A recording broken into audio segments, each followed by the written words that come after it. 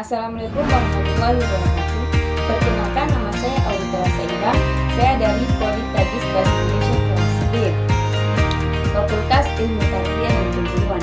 Dengan adanya saya di sini untuk memenuhi tugas UAS Filsafat Pendidikan dari Bapak Nursalam MPD. Baik, di sini saya akan membahas tentang materi yang berjudul hubungan filsafat manusia dan pendidikan. Dan di sini saya akan membahas 3 poin.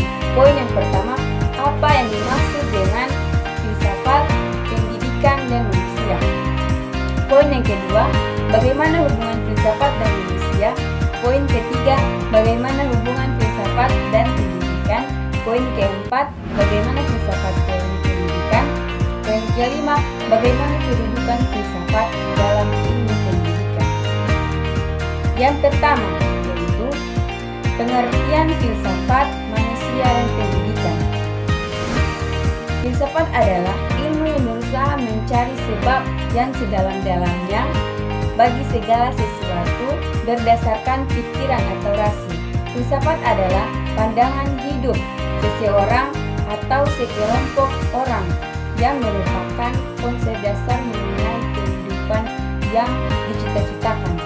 Filsafat juga diartikan sebagai suatu sikap seseorang yang sadar dan dewasa dalam memikirkan segala sesuatu secara mendalam dan ingin melihat dari segi yang luas dan menyeluruh dengan segala hubungan.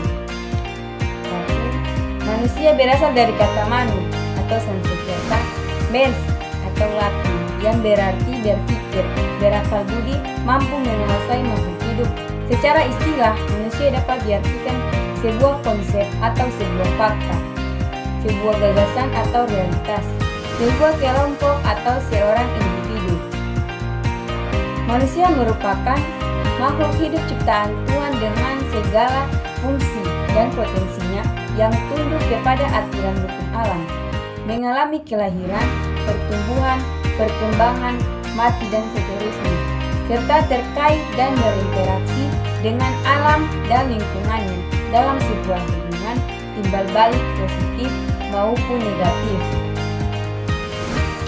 Menurut Undang-Undang Nomor 20 Tahun 2003, pengertian pendidikan adalah sebuah usaha yang dilakukan secara sadar dan terencana untuk mewujudkan suasana belajar dan proses pembelajaran agar peserta didik secara aktif mengembangkan potensi dirinya untuk memiliki kekuatan spiritual keagamaan, membangun kepribadian pengendalian diri, kecerdasan, akhlak mulia, serta keterampilan yang diperlukan dirinya, masyarakat, bangsa, dan negara. Yang kedua, hubungan filsafat dan manusia.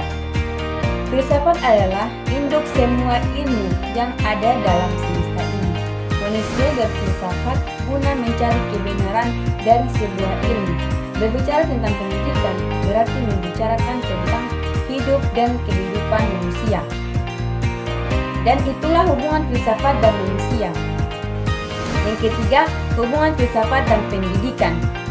Hubungan antara filsafat dan pendidikan berlangsung dalam lingkaran kultural dan pada akhirnya menghasilkan yang disebut dengan filsafat pendidikan.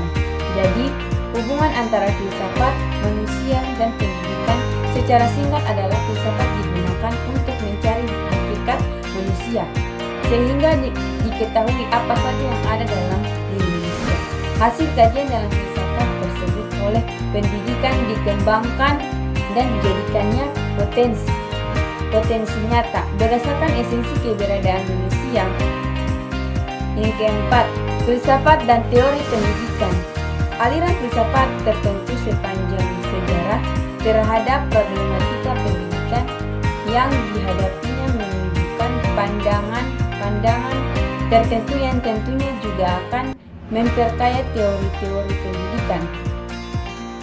Dan demikian, terhadap hubungan fungsional antara filsafat dan teori pendidikan. Yang kelima, kedudukan filsafat dalam ilmu pendidikan. Dalam ilmu pengetahuan, filsafat mempunyai kedudukan sentral asal pokok, karena filsafatlah yang mula-mula merupakan satu-satunya usaha manusia di bidang kerohanian untuk mencapai kebenaran atau pengetahuan. Baik, itulah hasil presentasi saya.